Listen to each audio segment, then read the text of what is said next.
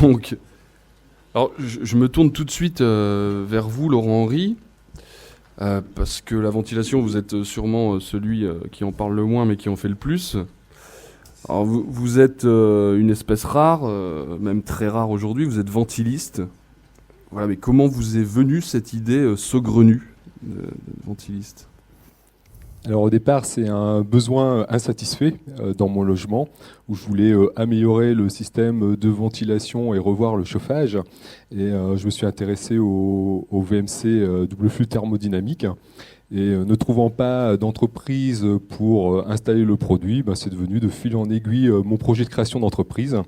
Et donc je fêterai mes 10 ans le 1er septembre 2019. Voilà. Ok, alors qu'est-ce qui vous pousse à continuer aujourd'hui? Qu'est-ce qui vous a donné envie de poursuivre? Voilà, c'est un ventiliste, c'est un métier magnifique. Voilà, j'espère que ça va susciter des vocations et ça doit susciter des vocations. C'est un métier où on a énormément de plaisir car j'ai des retours extrêmement positifs de mes clients. Dans le cadre de notre métier, bien sûr, on doit assurer une qualité d'air et apporter de l'oxygène de manière suffisante pour les occupants du logement, on doit leur apporter du confort. Mais derrière, cette satisfaction, elle vient des témoignages clients qui, 6 mois, 1 an après, me rappellent en me disant, voilà, mon gamin, il était tout le temps malade, maintenant il est plus malade. Je prenais des traitements pour des allergies, pour différentes choses. Aujourd'hui, je ne prends plus de traitements. Donc c'est un métier comme ça, on reçoit énormément de positifs de nos clients. Et également lors de la phase réalisation, que ce soit pour moi en tant que gérant ou pour mes salariés, on est amené à expliquer notre métier aux autres corps de métier. On met en œuvre des matériaux parfois qu'ils n'ont pas l'habitude de voir, on met en œuvre des techniques qu'ils n'ont pas l'habitude de voir. Et donc mes salariés, moi-même, on est amené à expliquer aux plaquistes ce qu'on est en train de faire, à expliquer aux clients. Voilà. Donc il y a toute cette partie accompagnement et conseil qui est très enrichissant dans mon métier. Voilà. Ok, très bien. Donc vous ne regrettez rien? Je ne regrette rien. Voilà. Très bien. Voilà. Ok. Alors... applaudissements. Hein. Merci. Voilà. Alors c'est bien que ça suscite des vocations. Alors je voudrais dire aussi, donc notre cœur d'activité, c'est la vente et pose de VMC double flux dans l'habitat individuel sur le Nord et le Pas-de-Calais. Je pose aussi un petit peu de simple flux, mais uniquement en rénovation, parce que dans le neuf, je trouve que c'est pas bien, et que uniquement pour des projets subventionnés ANA où les clients, ils ont besoin qu'on atteigne le résultat, donc on peut mettre en œuvre, y passer le temps. Et chiffrer ce temps pour faire tous les petits détails, les détaillonnages de portes, etc., pour que ça fonctionne, bien positionner les éléments. Voilà, donc on a aujourd'hui, l'entreprise, par sa spécialité, arrive à vivre en étant comme ça, en ayant suffisamment de chiffre d'affaires, en faisant de l'installation de double flux. On est surtout dans la majorité des maisons passives de mon secteur. Et une des réussites de l'entreprise et quelque chose qui fait que je vais fêter mes 10 ans, c'est ce travail un petit peu en réseau. Moi, je suis pas quelqu'un de réseau et pourtant, avec mon entreprise, je suis dans ce réseau des acteurs Hauts-de-France du passif. Et donc, on peut travailler ensemble à améliorer les choses. Et je suis aussi dans un autre réseau qui est un groupement de spécialistes du bâtiment dédié à la rénovation durable où je vais intervenir avec mon métier. Car jamais une personne commence par appeler le ventiliste pour ses projets de rénovation ou de construction. Je suis toujours à la fin, mais je suis amené par mes collègues qui ont compris les enjeux et qui disent il vous faut une ventilation, voici les coordonnées de quelqu'un. Et aujourd'hui, c'est ce bouche à oreille qui fait fonctionner l'entreprise. Voilà. Et aussi, au niveau du fonctionnement de l'entreprise, quelque chose qui est important, surtout dans le neuf, c'est ce réseau aussi que j'ai pu mettre en place avec les architectes et les bureaux d'études, car la réussite au final d'un projet, c'est l'anticipation.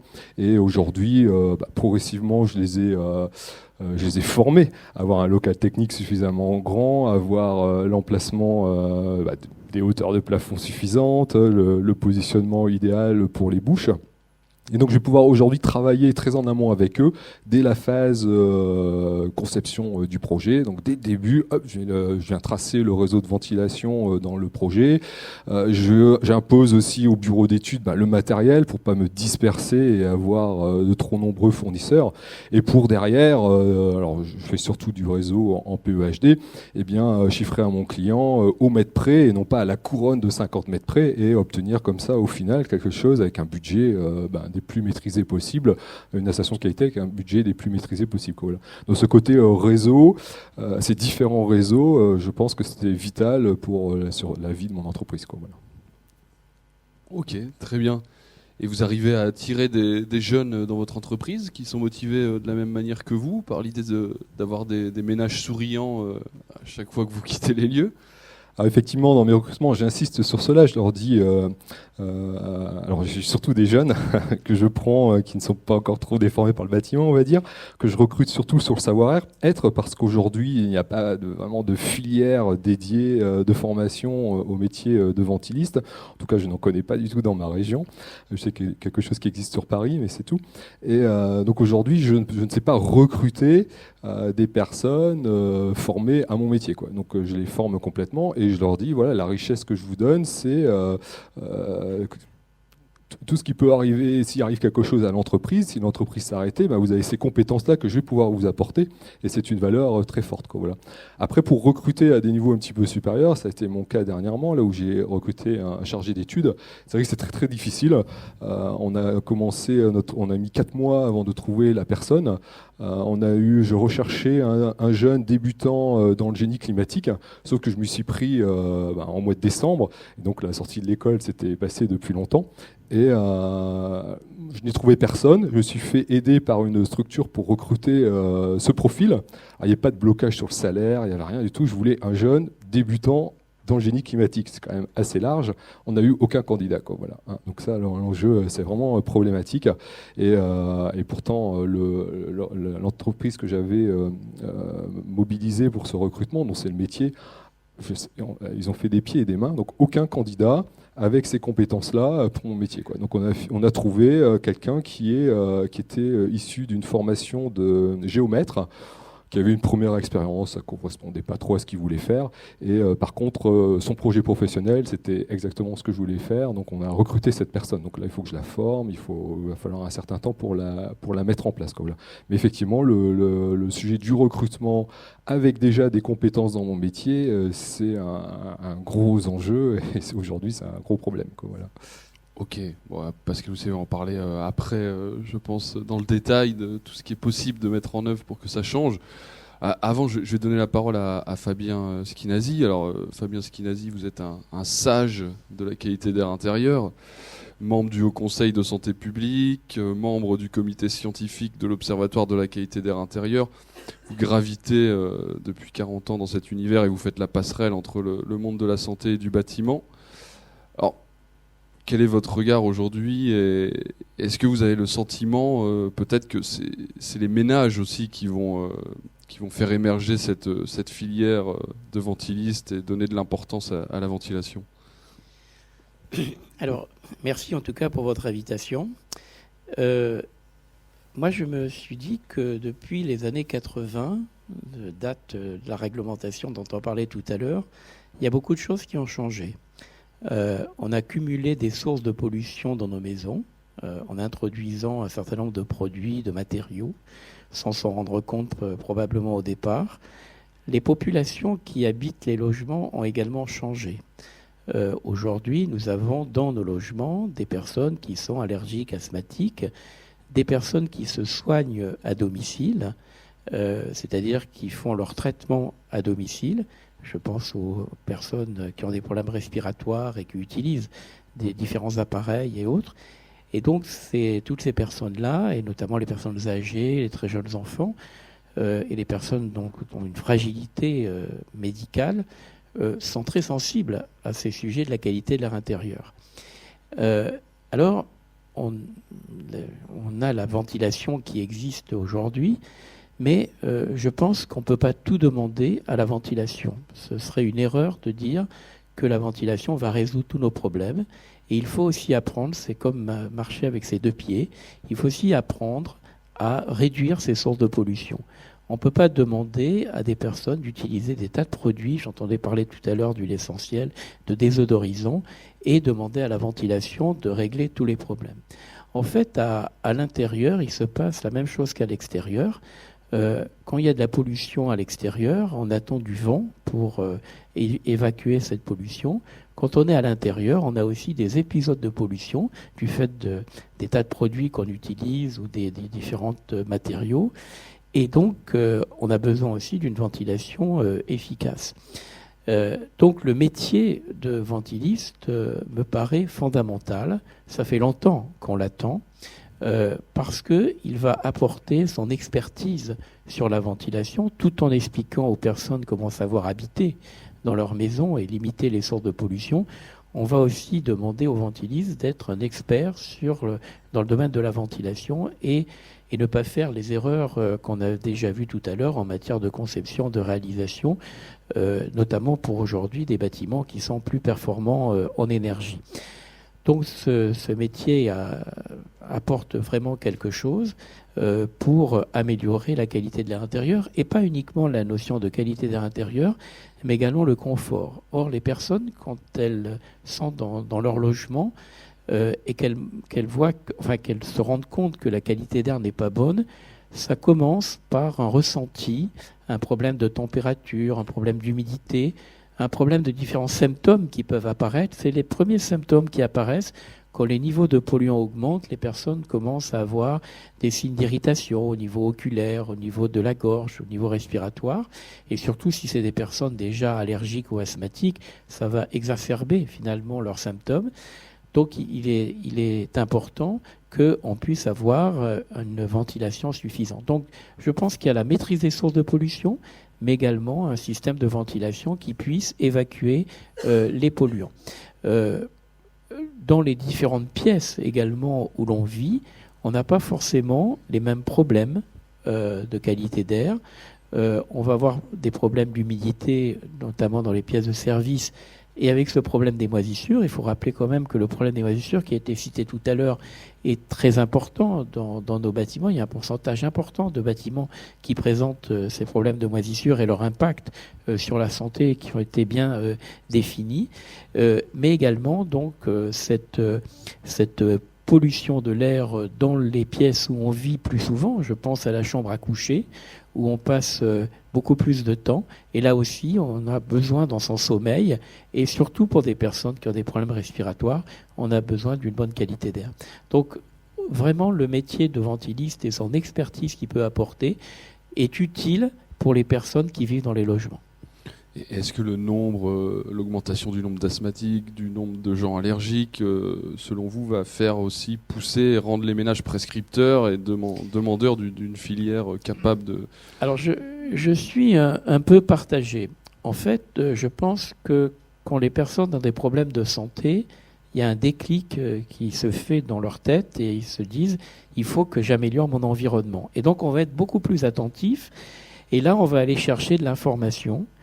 Et cette information, il faut quand même qu'elle soit validée. Parce que souvent, les personnes, quand elles pensent qu'il y a un problème de qualité d'air, elles vont aller chercher des solutions techniques qui ne sont pas forcément les solutions de base qu'on doit utiliser. Donc il y a ce déclic qui fait que les personnes malades vont aller chercher, vous savez qu'aujourd'hui il y a les conseillers médicaux en environnement intérieur qui peuvent aider les patients à améliorer leur environnement intérieur. Et puis il y a les autres, ceux qui n'ont pas ce déclic, ceux qui pensent que tout va bien et que malheureusement la qualité d'air est en train de se dégrader dans leur logement.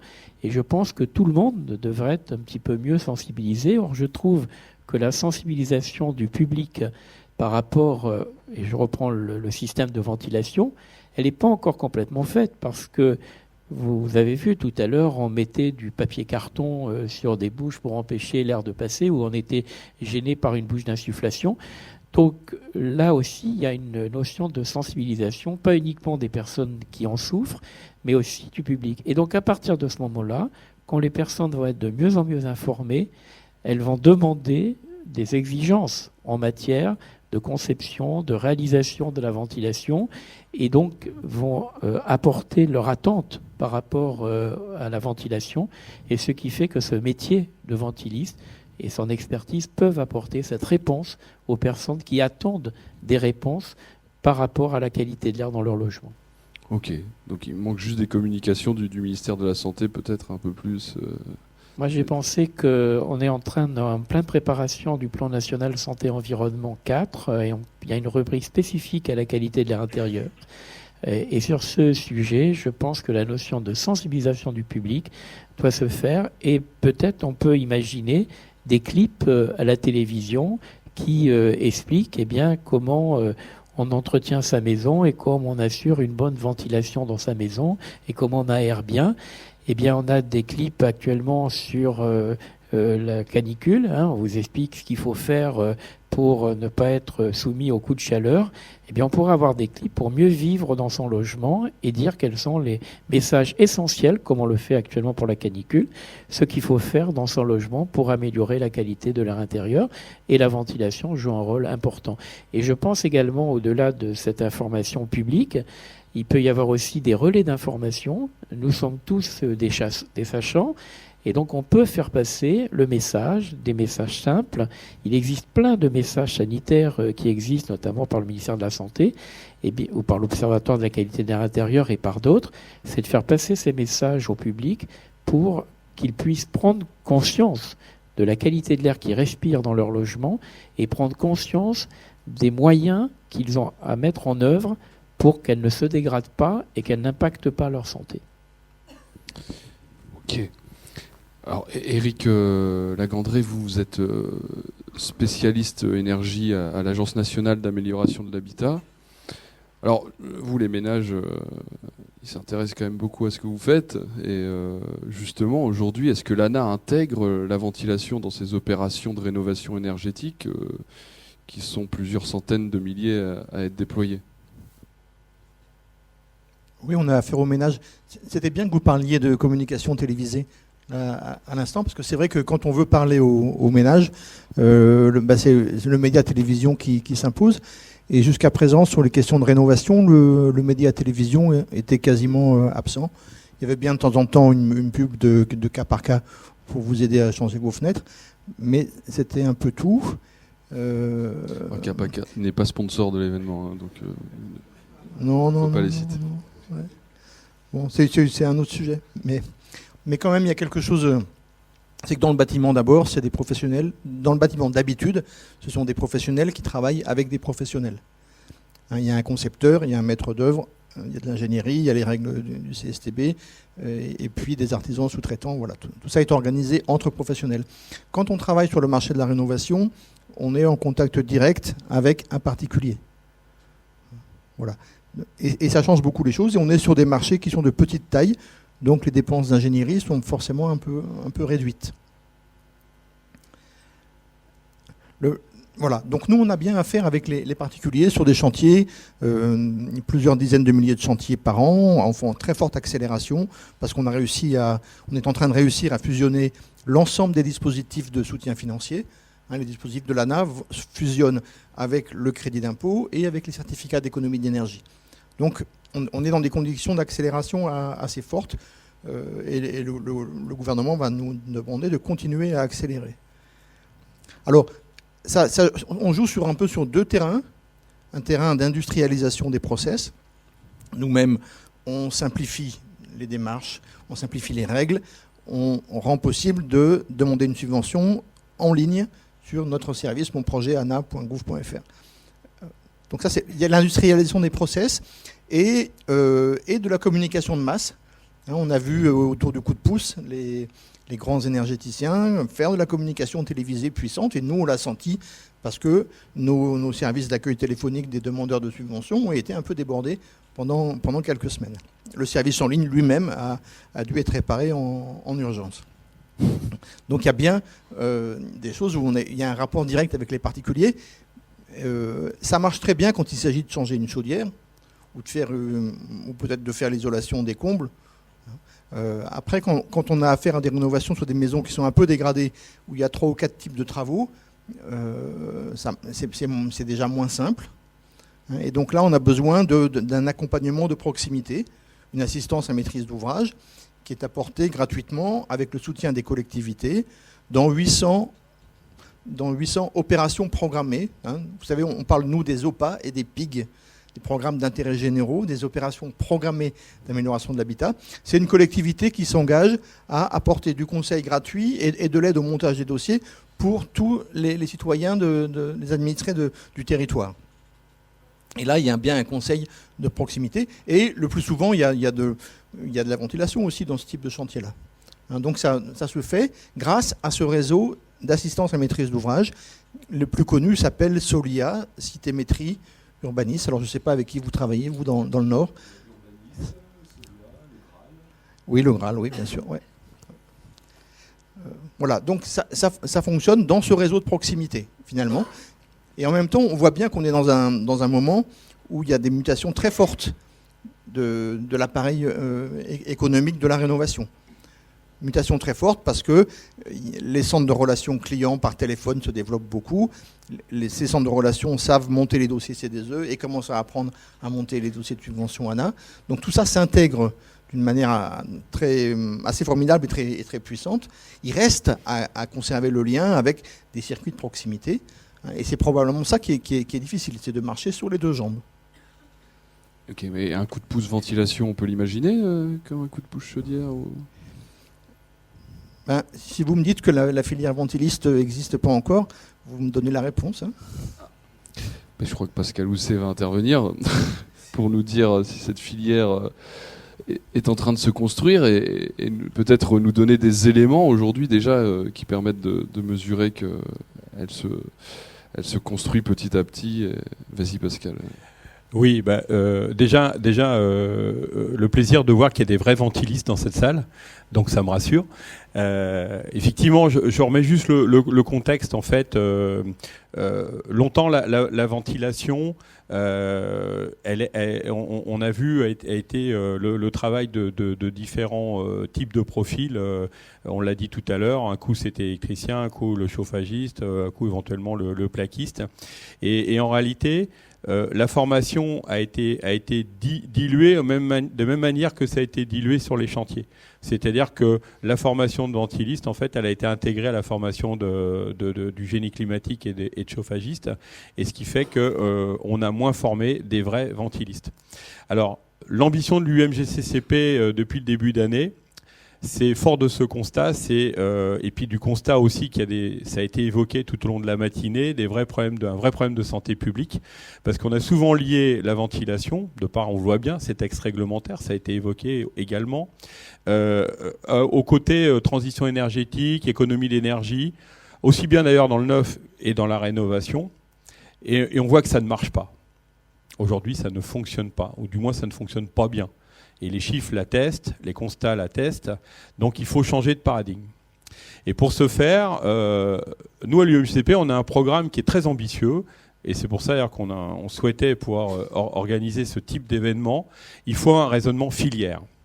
Au même titre qu'on l'a fait pour le chauffage, on voit ce qui a été mis en place depuis le début de l'année. Parfois, ça a pu choquer, même au sein de nos troupes. Mais en même temps, ça a mis un coup de pied dans la fourmilière. Et ça veut dire qu'il y a eu une réponse filière en très peu de temps qui a apporté des solutions.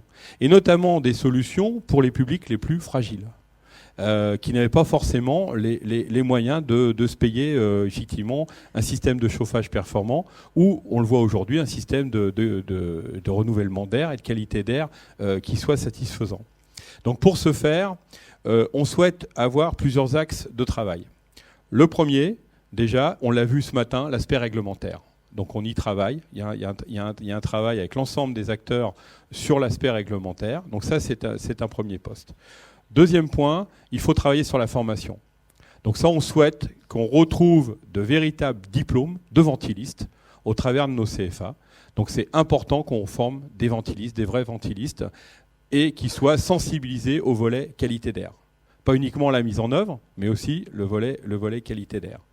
Ensuite, troisième point, c'est la formation continue. C'est-à-dire aujourd'hui, on voit bien que dans beaucoup de nos entreprises, je rappelle 14 500 entreprises sur tout le territoire national, donc ça veut dire qu'on a un maillage qui est assez important.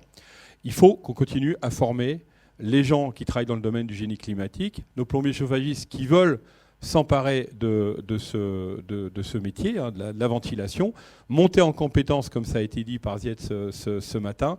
Donc ça, on va travailler avec les organismes de formation, avec le COSTI qui a nos partenaires pour la formation. Voilà, monter en compétences. Parce que la filière, elle existe.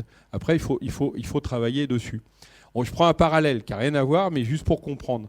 On a parlé de le déploiement des pompes à chaleur depuis le début de l'année. 300 à 400 demandes de qualification par semaine aujourd'hui auprès de nos organisations de professionnels.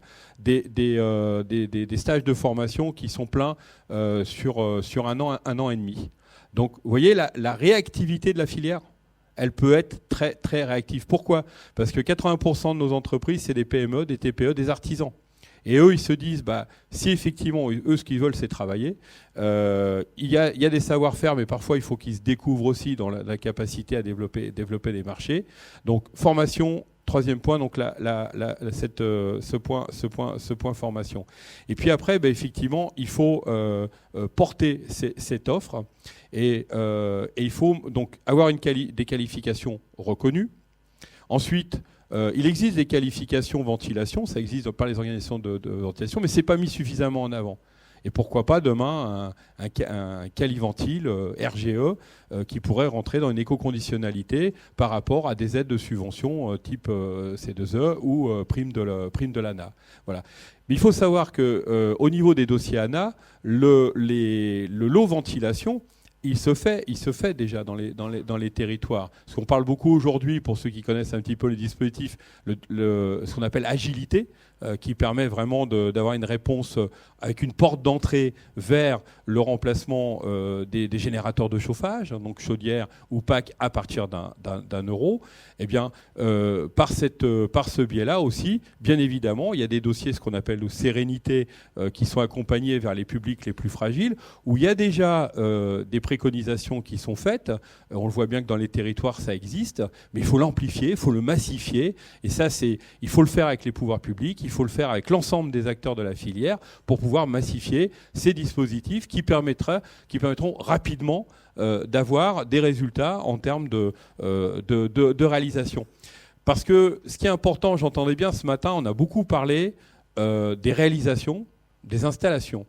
Déjà, il y a deux marchés distincts. Il y a le marché du neuf, où en général, il y a un architecte, il y a un bureau d'études, il y a des bureaux de contrôle. Alors, c'est pas parfait, on l'a vu, c'est pas parfait. Il y a des choses certainement à améliorer. Il y a aussi des choses à améliorer d'un point de vue économique, parce que sur le marché du neuf ou des grosses réhabilitations, souvent les prix de ces prestations sont tellement tirés qu'effectivement, c'est la dernière roue du carrosse. Donc ça, déjà, il faut qu'il y ait une révision à ce niveau-là. Et il y a le marché de la rénovation en diffus, comme ça a été dit, où là, il y a un marché considérable, parce que c'est marché vraiment point par point, c'est maison par maison. Il faut aller chercher au même titre qu'on le fait. Et là, je pense qu'il faut profiter de l'engouement et de la massification de travaux qui va être fait vis-à-vis des particuliers. Donc déjà vers les publics fragiles, bien évidemment, où là on voit bien qu'il y a des problèmes de santé qui sont récurrentes, donc qui coûtent cher à tout le monde en réalité. Donc ça, je pense que ça coûte moins cher d'investir 1000, 2000 euros dans son pavillon pour revoir sa ventilation que d'avoir des frais de médecin, etc. tout au long de sa vie, et notamment quand il y a des enfants, quand il y a des enfants. Je parle de la maison individuelle réno simple. Donc il y a des possibilités d'accessibilité là-dessus. Il y a de la communication à faire effectivement auprès du public. Et puis un sujet qu'on n'a absolument pas ou pas suffisamment abordé depuis ce matin, c'est la maintenance. C'est une catastrophe.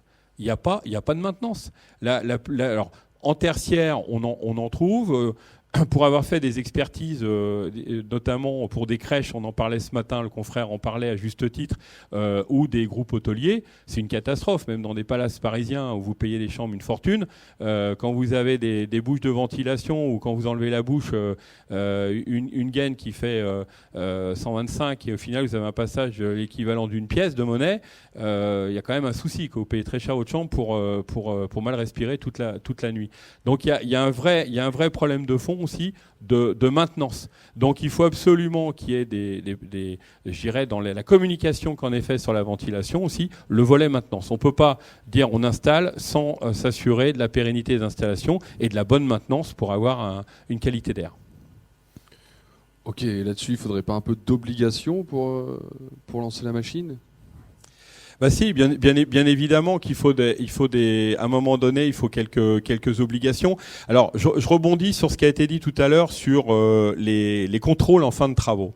Donc là, il faut savoir qu'il y a un certain nombre de choses qui existent, puisque pour les chantiers neufs ou grosses réhabilitations, rénovations, dans le collectif notamment, il y avait ce qu'on appelait les essais COPREC dans le temps. Maintenant, on a des fiches de l'AQC qui sont très bien faites d'autocontrôle, qui existent déjà, qui sont demandées comme il se doit en fin de travaux. Aujourd'hui où il y a des exigences de mesure qui sont réellement prises, c'est quand il y a du label. Dès qu'il y a du label, un certain niveau de labels qui sont liés à des subventions, en général, vous avez des organismes de contrôle qui viennent et qui font vraiment des mesures assez pointues. Mais il y a tout le reste. J'ai envie de dire, il y a tout le reste. Donc effectivement, il faudrait qu'on arrive à élaborer une réglementation qui va plus loin, mais il faut y aller par strate. Avant de créer les obligations, je pense qu'il faut y aller par étapes. Il faut déjà laisser la possibilité à la profession de monter en compétences, de communiquer auprès du grand public avec effectivement les différents supports, médias, Internet et là le web. Et là aussi, aujourd'hui, les gens sont connectés. Et puis en parlant de connecter, il faut embarquer l'utilisateur. On est en train de le faire pour le chauffage. C'est-à-dire que de plus en plus, on embarque l'utilisateur. Aujourd'hui, il va être connecté à son chauffage. Et bien demain, il sera connecté à sa ventilation. Donc, il sera capable de savoir sur son smartphone, et ça existe déjà, les produits existent. C'est en train de se démocratiser. Et là, on n'est plus dans le tarif que j'ai annoncé tout à l'heure. Mais ça va se démocratiser, ça va s'amplifier. Et on va avoir la possibilité que le particulier, en fait, sera capable de voir chez lui ce qui respire. Alors, Yves Nioche, vous êtes président de l'association des ingénieurs en climatique, ventilation et froid. Oui, climaticien. Et aussi expert judiciaire. Et, malheureusement. À ce titre, vous parcourez la France à la recherche des désordres du bâtiment. Et alors, est-ce que la ventilation, elle souffre d'un manque de culture générale en aérolique Je ne voudrais pas être le vilain petit canard qui va voir que le négatif. Parce que c'est vrai que mon travail, c'est ça, et je ne vois que ce qui est mal. Et on me reproche toujours en fin de réunion, on dit « tu n'as parlé que du mal ». Oui, malheureusement, c'est ça. Alors déjà, je voudrais déjà rebondir un petit peu sur ce qui a été dit, parce que là, on a entendu plein de subventions, plein d'aides, plein de noms. Moi, je me dis, je suis le lambda, je ne sais même pas où aller. J'ai entendu plein de choses, mais j'avoue franchement que je ne sais pas où aller.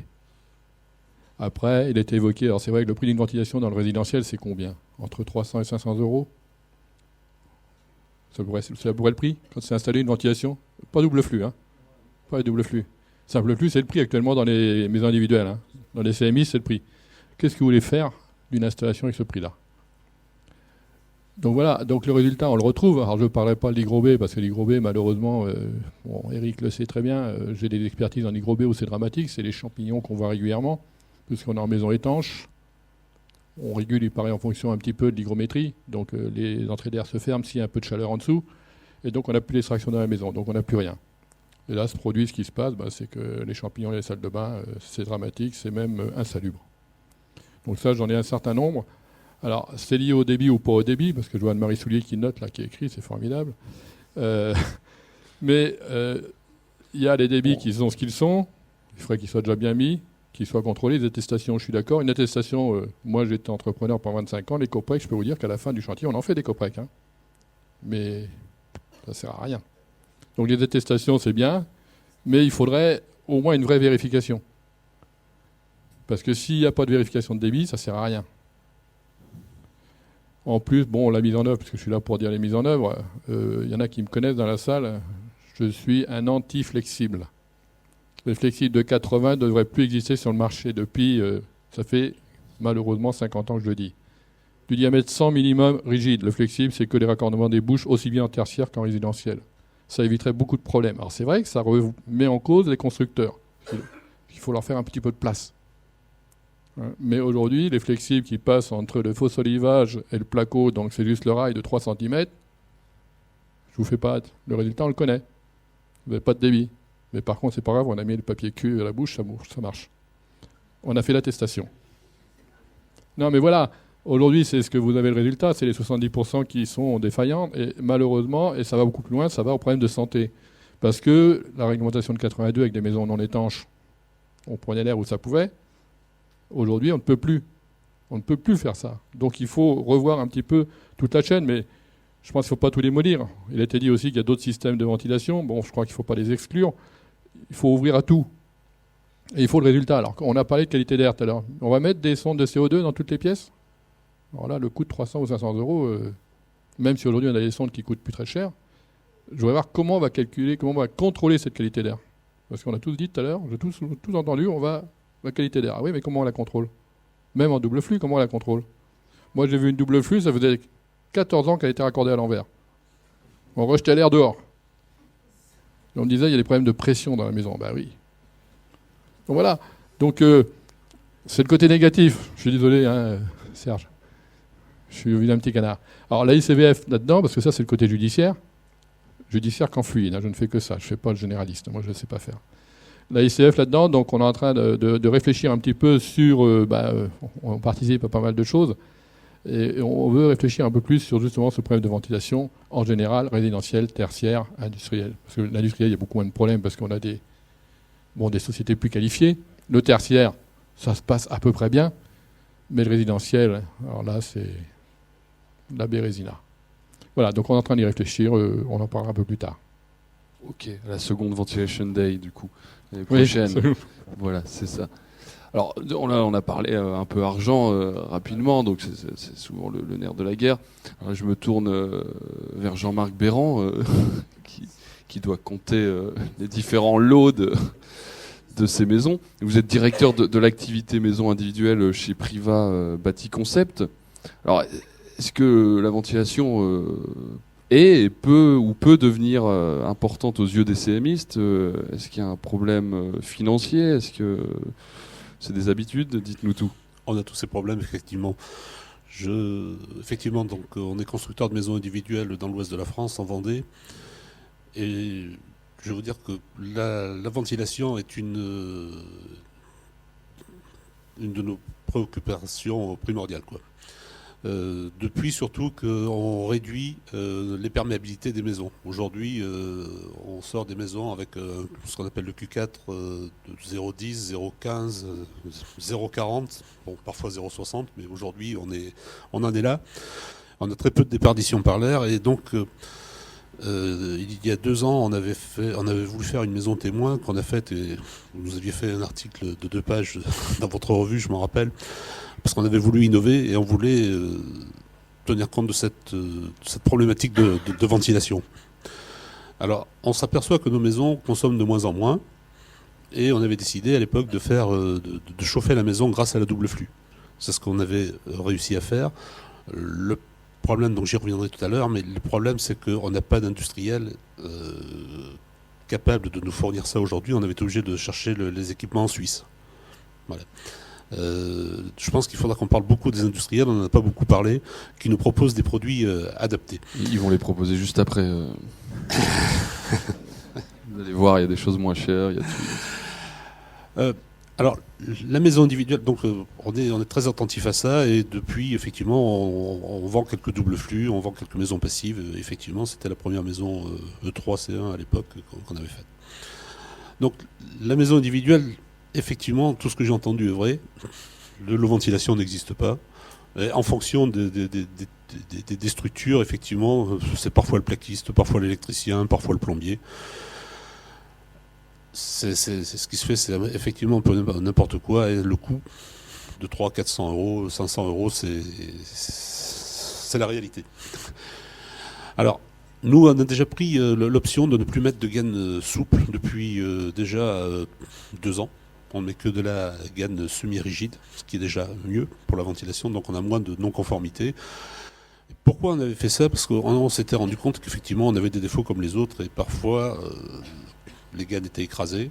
Alors on a aussi rencontré les clients qui ne sont pas bien éduqués, qui nous débranchent la ventilation carrément, hein, qui font sauter le disjoncteur, et en plus qui nous bouchent les trous. Donc on a eu des cas de maladies justement dans ce type de maison-là. Donc effectivement, ça nous avait alerté quoi, sur cette problématique. Et puis des moisissures qui apparaissent dans les maisons, donc on a connu tout ça. Alors aujourd'hui, je ne sais pas moi s'il faut créer une filière de ventilation, parce que dans la maison individuelle, les temps d'intervention sont très réduits.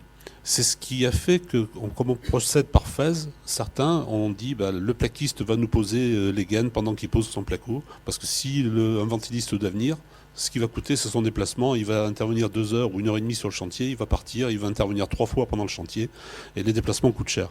Donc nous, on est dans un marché de masse, très concurrentiel, hein. Il se fait 120 000 maisons par an, donc on est très concurrencé. Et c'est pour ça qu'il s'est créé cette dispersion de la filière, quoi. Alors aujourd'hui, je pense qu'il faudrait que, pour moi, le ventiliste devrait faire autre chose. Il devrait faire les fluides, donc la plomberie et aussi l'électricité. Et essayer au maximum d'intégrer la filière ventilation au chauffage, quoi. Ça, c'est... Alors, Laurent Henry se serait trompé, alors du coup, ici, il faut tout revoir, Laurent. C'est mon avis, moi, de constructeur de maisons individuelles. Voilà, après, je n'ai pas la science infuse. Hein. Optimisation des coûts en permanence. Hein, ça, parce qu'aujourd'hui, on a du primo-accédant. Le primo-accédant est finançable jusqu'à un certain niveau. Après, il est plus finançable. Après, on ne fait plus la maison. Donc voilà, il y a l'économie à voir. Donc effectivement, ce qui me différencie, c'est vraiment d'être spécialiste comme ça, et je suis sélectionné par mon client pour cela, quoi, voilà. Quand je rencontre la personne et je passe 1 heure et demie avec elle, je lui explique les principes de la ventilation, les tenants, les aboutissants, puis après elle se dit, bon, il faut quand même que je demande un autre devis à un électricien, à un chauffagiste. Et à la fin, voilà, elle a tout de suite identifié la différence dans l'échange qu'on aura eu au départ, quoi. Donc pour mes clients, au final, ils choisissent vraiment un spécialiste de ce domaine, quelqu'un qui maîtrise. Et derrière, effectivement, je vais être à l'écoute de leur allergie au pollen, combien il va y avoir de personnes dans les chambres. Voilà, je suis très à l'écoute. Et quand vous parliez des coûts tout à l'heure, effectivement, moi, je ne sais pas faire une VMC simple flux dans une maison neuve. Ça, je ne fais pas. De toute façon, je ne sais pas faire. Et dans le fonctionnement de l'entreprise, par rapport à la chaise de ces coûts, moi, je trouve que j'ai réussi mon chantier quand je n'ai jamais été convoqué à une seule réunion de chantier, quoi. Donc j'arrive à faire des chantiers où je ne vais que à la dernière réunion, le jour de la réception, quoi. Car en amont, je fais un dossier technique, j'ai travaillé en amont avec le constructeur, avec l'architecte. Alors c'est peut-être la solution, ça va peut-être vous sembler idéaliste, mais voilà, c'est comme ça que nous on arrive à fonctionner. Et sur le chantier, je fais un petit dossier technique qui fait 2 pages avec toutes les interactions dans les lots. Je le fais coller par mes salariés sur une fenêtre dans le logement. Je fais des petites étiquettes en disant à tel endroit il faut telle alimentation, tel type de câble, etc., quoi. Donc j'ai ce travail en fait de préparation qui effectivement, nous dans les chantiers double flux, faut pas que j'y passe faut pas qu'on y passe plus de 4 jours voire 5 jours. Et donc effectivement tout est phasé comme ça. Donc on doit être super efficace. Et arriver comme ça à ne rencontrer, voilà, à ne venir qu'au dernier rendez-vous, quoi, voilà. Quand je fais une réunion, bon, je commence déjà à faire la tête, je me dis j'ai loupé quelque chose, mais voilà, je me trouve déjà pas bon quand je suis convoqué à une seule réunion, mais voilà l'enjeu pour nous pour réussir nos installations, quoi, voilà. Je crois que là, vous n'êtes pas du tout sur le même marché. Voilà. Ah. Mais je crois que pour revenir aux chauffagistes, moi je pense qu'il faut peut-être, comme a dit M. Housset, c'est-à-dire toute la formation qu'il faut penser. Parce qu'à l'origine, moi, bon, je suis un vieux, maintenant je suis exclu du circuit, mais on apprenait l'aérolique. Aujourd'hui, j'ai l'impression que dans les écoles, on n'apprend plus l'aérolique. Hein, c'est triste, mais l'aérolique, c'est la base de la ventilation. Une fois que vous avez fait l'aérolique, vous avez fait 90% du travail. Aujourd'hui, demandez à n'importe quel chauffagiste ou un artisan, si vous lui mettez un coude, 2 coudes, 3 coudes, ce que ça fait comme conséquence. Alors là, la réponse, vous la connaissez. Heureusement qu'on a des pertes de charge sur la grille et la bouche qui permettent de compenser un peu les défauts de réseau, mais autrement, vous n'avez rien du tout. Et je ne parlerai pas, alors là, il y a des industriels dans la salle, je crois. Je ne parlerai pas des bouches de ventilation qu'on modifie pour pas qu'on voit la saleté. On les cache bien, on les met de façon qu'on ne voit pas qu'elle est noire, comme ça on ne pense pas à la nettoyer. Voilà, je n'aimerais pas de constructeur. Okay, personne ne cache rien ici. Non, mais je crois que c'est important pour la maintenance, que tout à l'heure il était évoqué la maintenance. Si on cache une bouche, si on le fait un élément qu'on ne le voit pas, le particulier ne va pas la nettoyer, comme il a déjà du mal à la nettoyer, moi-même le premier. Les entrées d'air, je n'en parle même pas. Donc si on nettoie pas, la ventilation, au bout de 2 ans. Allez, on va lui donner 2 ans. Ouais, allez, je lui donne 2 ans, ça ne fonctionne plus. Donc on peut faire toute la réglementation que l'on veut, avec tous les débits que l'on veut, on n'aura plus rien au bout et on connaît le résultat à la sortie. Pascal ? Oui, il y a quand même 2 choses qui me choquent dans ce qui vient d'être dit. C'est la première, de fait qu'il y a plusieurs acteurs qui font la ventilation d'un pavillon neuf. J'ai une question, et là je me tourne aussi vers oui, l'expert judiciaire. En cas de désordre, qui a la responsabilité de la ventilation ? Si la mise en œuvre est mauvaise, alors ça dépend. Est-ce qu'il y a la maîtrise d'œuvre ? Est-ce qu'il y a... Voilà, c'est ça. Parce que beaucoup dans les maisons individuelles, dans les CMistes, il n'y a pas de maîtrise d'œuvre pratiquement. C'est le CMiste qui confie, qui a des lots séparés, à X entreprises. Donc c'est l'entreprise qui est responsable. S'il y a une maîtrise d'œuvre, je suis désolé, la maîtrise d'œuvre va pas passer à travers. Parce qu'elle est là pour surveiller le chantier, pour vérifier que c'est bien mis. Mais tout dépend des contrats de mission. Hein. Les missions, chaque cas est particulier, il faut analyser le contrat. Si ce n'est que celui qui a posé le caisson de ventilation, qui a mis en service et qui fait sa fiche d'essai, c'est lui qui est responsable. Là, et il n'a pas posé les gaines. Donc c'est pas ce qui a été fait. Parce qu'une fois qu'il arrive, toutes les placos sont posées. Je ne sais pas comment c'est fait à ma gauche, mais les gaines, tout le dimensionnement doit être fait par celui qui est responsable du lot ventilation. C'est pas le CMI, je pense que c'est ça. On ne peut pas demander, sans être méchant, à un menuisier ou à un plaquiste de dimensionner un réseau de gaines. On a déjà du mal en chauffagiste à dimensionner un réseau de gaines. Alors on ne va pas demander à un menuisier. C'est pour ça que je ne parle même pas du dimensionnement. Je ne suis même pas rentré encore dans ce sujet-là, mais déjà de la mise en œuvre. Moi, je pense qu'on est complètement à côté de la plaque là, sur le sujet, et ça conforte vraiment notre démarche UMGCCP. Quand je dis qu'il faut refaire une filière de ventilistes, effectivement, Laurent, lui, a fait comme on dit dans la brie chez nous, de la monoculture, c'est qu'il est ventiliste et il fait que la ventilation. Donc ça, je pense qu'effectivement, il y a un marché pour le faire, et je pense que ce qui est peut-être considéré aujourd'hui comme un marché de niche, il l'est beaucoup moins que ça. Et je pense, j'entendais ce matin ce que tu disais de former des jeunes ou moins jeunes d'ailleurs à ce métier, et je pense que tu as très bien fait de le faire, parce qu'il y a du pain sur la planche. Mais je pense qu'il faut là aussi changer de paradigme dans l'approche. Alors nous, on a la chance, la FFB, on a LCA, FFB, avec qui on entretient d'excellentes relations, et on se voit prochainement d'ailleurs pour aborder les sujets de la qualité d'air, entre autres, et je pense qu'on apportera là-dessus.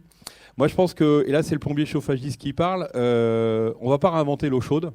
Moi, je pense qu'il y a un exemple qui est super efficace, et je l'ai pris pour d'autres sujets, notamment pour le chauffage depuis le début de l'année, pour tout ce qui est lié aux audits, etc., un vrai sujet.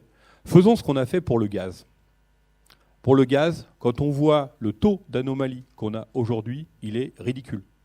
Et ça fait... je fais partie des anciens, je suis presque depuis le DTU de la ventilation. Donc on a vraiment réduit à peau de chagrin les anomalies. Il y a un modèle qui pourrait être à faire, c'est de faire ce qu'on appelle un certificat de conformité, un CERFA. C'est-à-dire qu'on fait une installation de ventilation, on fait ses tests, on fait un checklist effectivement sur la base des documents qui sont mis en place.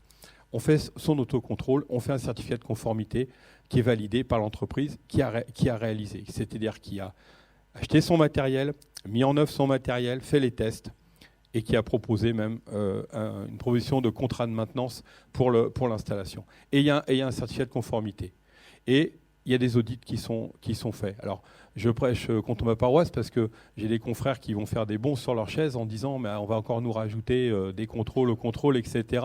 Mais je suis désolé, à un moment donné, si on veut bien faire les choses, on le fait pour le chauffage gaz, et ça fonctionne très bien. Quand on voit d'ailleurs, et à titre d'information, on n'a jamais eu autant de hausse d'installateurs PG depuis le début de l'année. Alors bien sûr, les chaudières annoncées et la massification de travaux a accompagné ça, mais on pourrait faire exactement la même chose. À partir du moment où il y a un marché, où l'entreprise va se reconnaître dans ce marché, va apporter ses compétences, est-ce que, je pose la question à mon confrère, est-ce que demain, si on te demandait sur les installations que tu fais pour te différencier justement que tu es un vrai pro par rapport à d'autres qui ne savent pas faire, si on te demande demain de certifier ton installation, est-ce que ça te pose un problème ?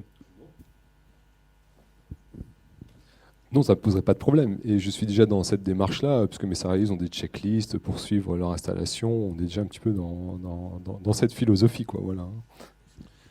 Ouais, alors, sachez que j'ai décrit ce qui en était actuellement, mais je suis tout à fait favorable, moi, ce qui est des contrôles en fin de chantier. Plutôt qu'on ait une obligation de moyens, qu'on ait une obligation de résultat. Ça, je suis complètement d'accord. Après, il faut le mettre en place réglementairement, ça ne pourra que se faire comme ça, puis il va falloir y aller petit à petit, puis pas tout à la fois, parce qu'on ne va pas tous prendre dans la figure en même temps, il faut y aller progressivement. On est, nous, déjà, NFHQE, on fait nos contrôles, on fait faire nos contrôles avant la réception de la maison. On fait faire les contrôles de débit, donc ça ne me gêne pas, hein, c'est pas... Ok, tout le monde semble assez d'accord. Eric Lagandry, rapidement, s'il vous plaît. Tout à l'heure, vous proposiez qu'on fasse un coup de pouce ventilation. J'ai l'impression que c'est un peu prématuré. Par contre, ce qu'on pourrait faire, c'est faire financer par les C2E, comme on peut, un programme d'apprentissage et d'expérimentation sur le service après-vente, les conformités, et en associant les gens qui font l'assistance à la maîtrise d'ouvrage, c'est-à-dire les SOLIA, les citémétries, les urbanistes. Voilà. Regardez sur des cas réels et apprendre comment ça se passe. Ok, il y a beaucoup d'idées, en tout cas, c'est très bien. Est-ce qu'il y a quelqu'un dans la salle qui veut rapidement intervenir ? Vous avez dépassé votre temps de parole, monsieur, vous pouvez plus. Attendez, je vais vous le donner quand même. Un peu plus rapidement que tout à l'heure, s'il vous plaît. Merci.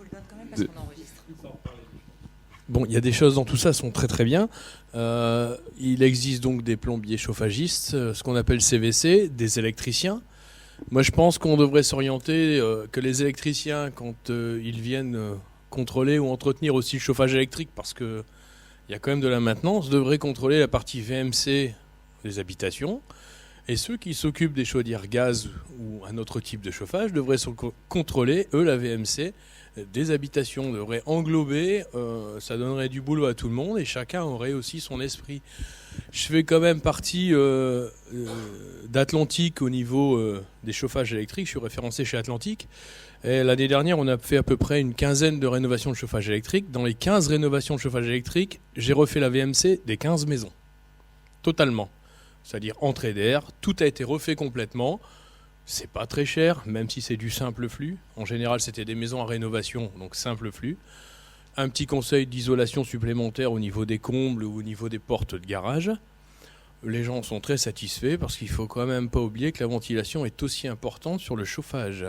Vous avez beau changer de chauffage, si le taux d'hydrométrie monte dans la maison, vous aurez toujours froid et vous chaufferez de plus en plus. Donc la ventilation est quand même quelque chose que beaucoup pensent que ça consomme de l'énergie, mais en fait, pas forcément. Si c'est bien régulé, si c'est bien intelligemment fait, si les entrées d'air froide ne sont pas au ras du sol, et que les bouches de VMC sont bien placées, bien au contraire, ça favorise une bonne circulation du chauffage de toute la maison.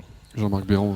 Oui, sachez qu'on donne déjà lors de la remise des clés à nos clients une notice d'utilisation de la maison et on leur demande de souscrire des contrats de maintenance donc au niveau du chauffage et au niveau de la ventilation. Alors sachez qu'il y en a au moins un tiers qui peut-être la moitié qui ne lisent pas. Ils prennent un contrat de chauffage, de maintenance de chauffage parce que c'est dans les habitudes, de la ventilation. Je ne sais pas s'il y en a 1% qui le font. Voilà.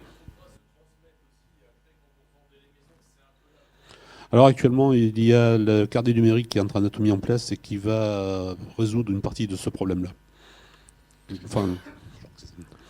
Ok, alors Fabrice Lamar, responsable ventilation chez Uniclimat, vous souhaitez dire quelque chose ?